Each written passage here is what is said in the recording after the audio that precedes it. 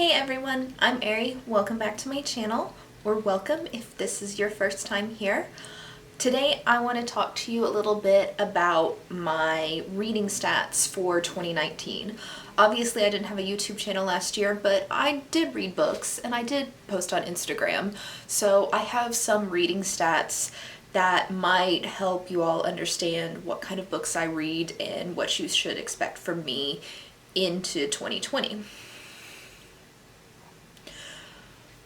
First, as a caveat, I think I only read 4 or 5 books before June. I didn't start heavily reading until mid-year, so all of this is basically June to December. My first stat is books read. I read 74 books in 2019, which covered 30,034 pages. The longest book I read this year was Don Quixote by Miguel de Cervantes. This has 1,023 pages. It's a nice thick one. This is a classic novel about a man who kind of goes crazy and thinks he's a chivalrous knight. You've heard of it probably through like windmill jokes about him attacking the windmill. That's like 2 pages in a 1,000-page novel. I don't know why that part's so popular, because it's not really a main part of the book. This is mostly fart jokes, honestly. That's what it's about. So if you've never thought you'd want to read a classic, but you really like fart jokes and slapstick humor, try book 1 of this. I actually think you'll really like it.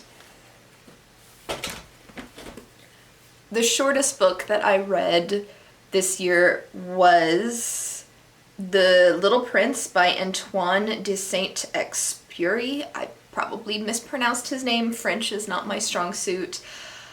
That was 93 pages, and it is a fairy tale-like book about a man who crashes his airplane, I believe, in a desert, and a young boy comes from the stars and spends his evenings with him. And it's very whimsical, very much like children seeing things in everyday objects like people normally wouldn't, where instead of a teacup you've got a hat or a portal to another realm, that kind of thing. The average length of books that I read this year was 405 pages. 405 pages. 405 average pages. Do you guys realize how long of books I had to read to have that as my average page count? I'm impressed with myself, honestly. I don't think it's going to be that high this year. The most popular on Goodreads book that I read was Pride and Prejudice by Jane Austen. This is one of my all-time favorites, and I read it every year or so. The least popular book that I read was A Circle of Firelight by Curtis Edmonds. That was also the lowest rated on Goodreads that I read at 2.75 stars. And to be fair, that was a really weird book. I understand why people didn't like it. I was fine with it, though I wasn't like super in love with it. It is basically about a girl who gets into a car crash and goes into a coma. And this girl is very obsessed with like trade paperback fantasy novels. And we are experiencing this story from her point of view while she's in the coma, and she is going through her own fairyland with every single lame, overused fantasy trope you could possibly imagine. You've got talking animals, you've got a knight who won't let you cross a bridge, you've got magicians, all sorts of just the long quest into another land. It covers everything.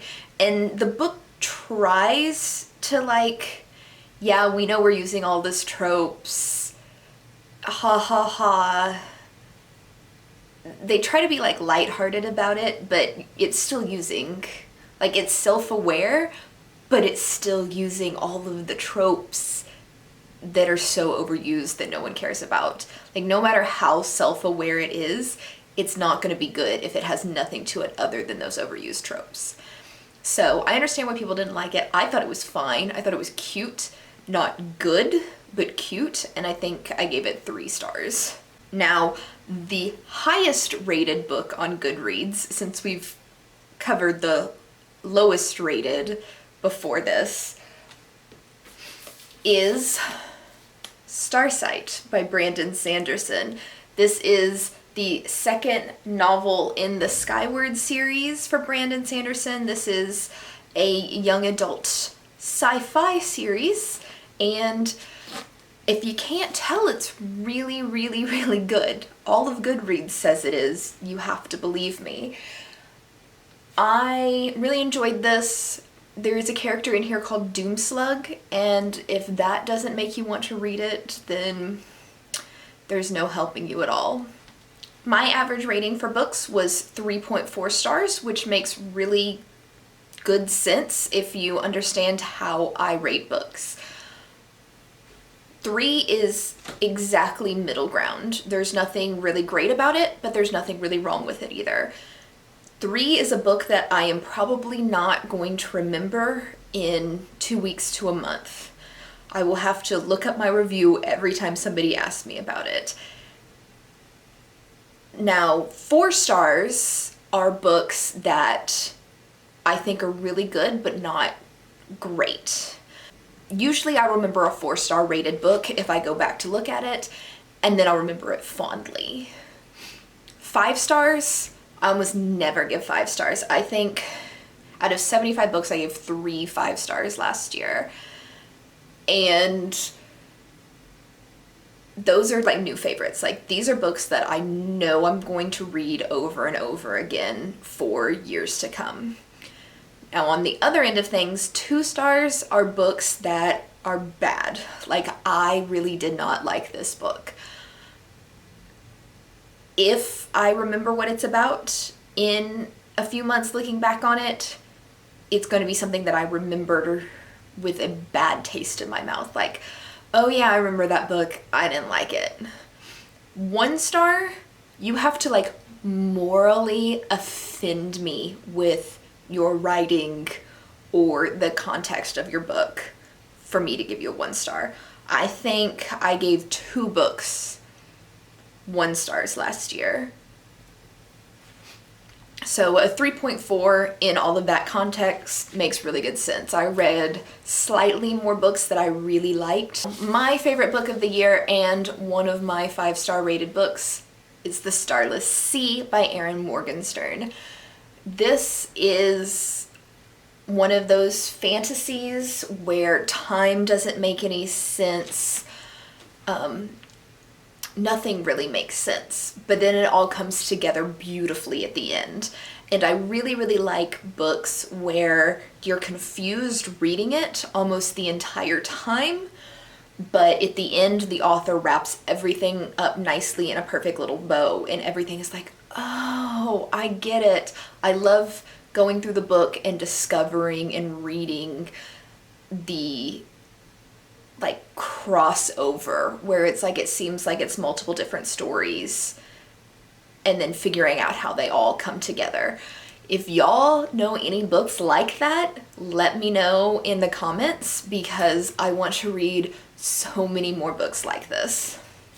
My least favorite book of the year is Keeper of the Mist by Rachel Newmeyer. And oh my God, there is nothing in this book that was like offensive as far as content wise. This is just probably some of the worst writing I have ever experienced in my entire life. This is all stream of consciousness where, honest to God, you know the main character who's somehow magically empress of this realm because her father died. It's a stupid plot. But the main character just has these long rambling inner monologues where it's like a maid comes into the room and it's like, "Good morning, mistress." "Good morning, maid. How are you today?" "I'm great, mistress. What kind of dress would you like to wear today?" And then you know this bitch is just like for 20 minutes staring into space while we're reading in her head that she's like, "Do I want the purple dress or do I want the pink dress? Does my brother think I'm respectable wearing the neckline on this dress? Or does the man that I have a thing for think I'll be cute in this dress?" And it's just like, and then you come out of that monologue and it's just like this abrupt like, "Oh, y'all wear the pink dress." And it's like, you know, this has been like 8 to 15 pages of her inner monologue. You know she has been staring into space for the entire time. And I can't believe there's no comment of anybody around her who's like, "Lady, are you okay? Like, hello? Is anybody home?"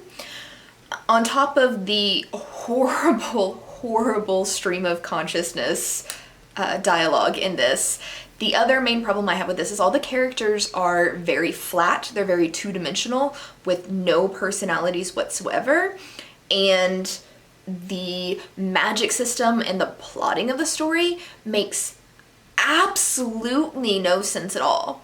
Like, I was honestly just pissed off the entire time I was reading this book. It was so dumb. So I highly do not recommend this for everybody. If you ever see this, avoid it as much as possible. And if you guys want me to do an entire video where I'm just ranting about how bad this or other books are, let me know in the comments. Now, my most disappointing book of the year was The Queen of Nothing by Holly Black. And this wasn't bad. It was just really disappointing. It was very, very hyped up. I loved The Wicked King a lot, but the pacing on this was just so fast. Like, I didn't get any build up to these really, really awesome plot points. It was just like, this happened and it's resolved. This happened and it's resolved. And it's just like, I want to spend more time with these characters. I want to have like a build up of tension with what's going on. And I'm not getting it from this. It's just like, oh no, bad thing happened, but the next page it's fine. We can just move on. Everything's great. And it wasn't enough. I want more. It wasn't enough. The most overhyped book for me was amazingly not that one. It was Girls of Storm and Shadow. I really, really liked the first book in this series, which is Girls of Paper and Fire. And I was so looking forward to this one, and then it came out, and YouTube and BookTube was just, yay, the next book came out. This was a great queer romance. It's fantastic. And this was just so disappointing. The two main problems that I had with this is the main character has somehow developed these like amazing martial abilities, and she's like out of nowhere. Like, she can fend off people who have been spending 40 plus years training and fighting after like 3 months of some really basic training, and it doesn't make any sense. And the main point of this seems to be the multiple queer romances, which are good.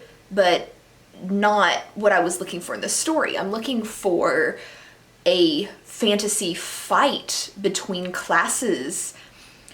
The other thing that I had a problem with in this is, while I respect queer romances, I don't want queer writers to, like, do to other sexualities what straight sexualities have done for so many years to homosexual relationships, where the only straight relationships in this story are either sexual assault or loveless marriages.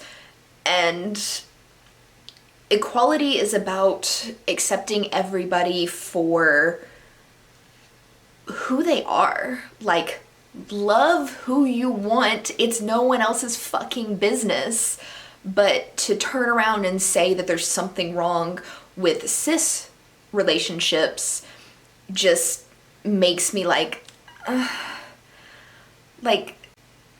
let's not go backwards in this fight for equality. Let's be equal. That's what equality is about. So I was very, very disappointed in this book. And if you agree with or resonate with anything that I said about this, then I would probably just stick to the first book and not even bother with this one. Now, the most surprising book for me this year was an arc that I received called Cursed by FURIES. And the synopsis that I received with the arc was talking about how it's like a high fantasy type of book. And I had put off reading it for such a long time because I just wasn't in the mood to really read high fantasy. I ended up reading it because I was trying to just completely clear out my ARC TBR before the end of the year. And this in no way is a high fantasy. This is paranormal romance. And holy shit, that was such good paranormal romance. It basically, the premise of the book is elves. Like, you guys know what elves are. Elves, thousands and millions or whatever years ago, were a very warlike race of peoples. And they were so warlike that they were killing themselves off and just damaging the world around them, and then killing off other mystical beings and the human race with their just constant warring. And so the Furies, like the Greek goddesses Furies, cursed elves to become what we in typical modern paranormal romance know as vampires. They have to drink blood. They're very attractive and sexy and blah, blah, blah. So it was paranormal romance, lots of sex. It was so what I needed at the time, and it was so unexpectedly good out of that book that I highly, highly recommend it. I am very much looking forward to the next book in this series coming out, and hopefully it's soon. I know I've seen like the first hints of arcs for it, so I'm hoping I can get my hands on one. Favorite character of the year is the easiest answer I've ever given. Doomslug. Doomslug is the greatest character of all time. I want a Doomslug tattoo. The most overlooked book of the year. For me, the most overlooked book of the year was another arc that I read called The Weight of a Soul. It is about a young woman who is a Viking, and her sister is found dead.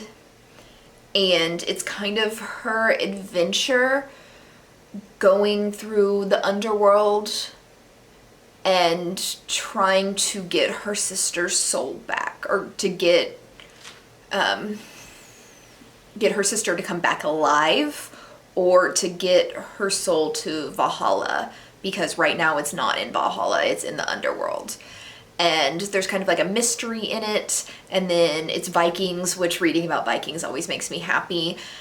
It has 240 ratings on Goodreads, and I don't know that it's that highly rated, and it wasn't even like one of the best reads of the year for me, but all of my great reads of the year were very popular reads. So this one for me is the most underrated because of just how very, very underrated it is compared for how just really decent I thought it was. I think more people should read it, but it's not like one of my favorite books of all time. Next is authors, or my author discovery of the year. And I kind of have two for very, very different reasons. The first is Catherine Arden, who wrote the Winter Night trilogy, which starts with The Bear and the Nightingale and ends with Winter and the Witch. I fell head over heels in love with this series. I read the whole thing this year, and I gave the first and third books 5 stars and the second book 4 stars. Phenomenal, phenomenal books. These are basically Russian fairy tales where a young girl named Vasilisa Petrovna has to go about saving Russian fairies from being forgotten because of Christianity. And it's a wonderful new adult story. I definitely would not say this is young adult because there's a lot of sexual tension in it, but no graphic sex scenes or anything like that. I love this. I discovered this author this year, and because I loved that book so much, I read Small Spaces, which is another story by her, and I just didn't care for this very much. So as of right now, I feel like it wasn't so much of an author discovery, it was a series discovery, and I'm gonna have to read other things by Catherine Arden to see if that holds true.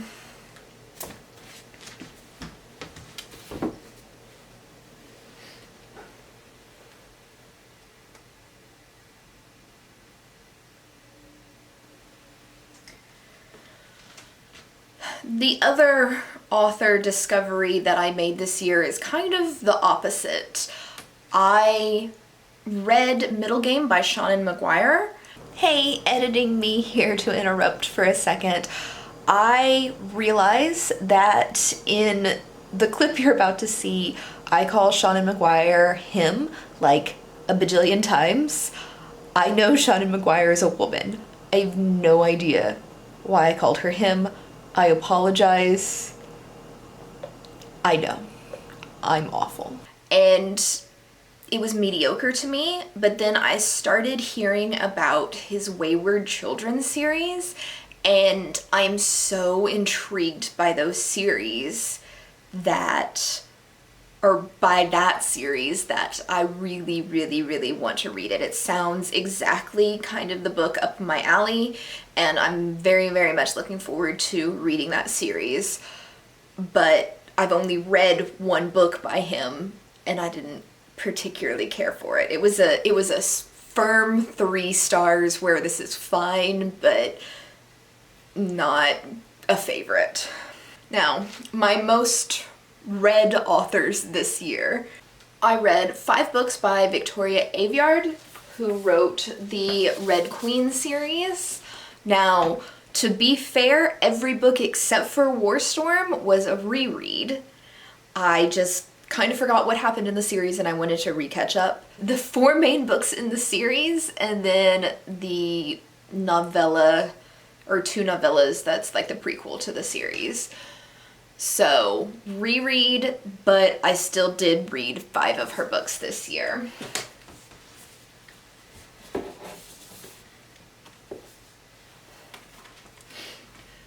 In a similar vein, I also reread the first 3 books in Brent Week's Lightbringer series because this one, The Burning White, which was the conclusion of the series and the 5th book in the series, came out this year. So I reread the first 3 books, then finished up with the last 2 books in the series. The highest read books from an author that didn't involve any rereads was Catherine Arden's, which was the series that I just covered, the Bear and the Nightingale series, and then her standalone children's novel, Small Spaces. And that pretty much covers my wrap-up for 2019. Leave any comments down below about if you read any of these books and which ones you liked or hated, and I will see you Tuesday for the vlog.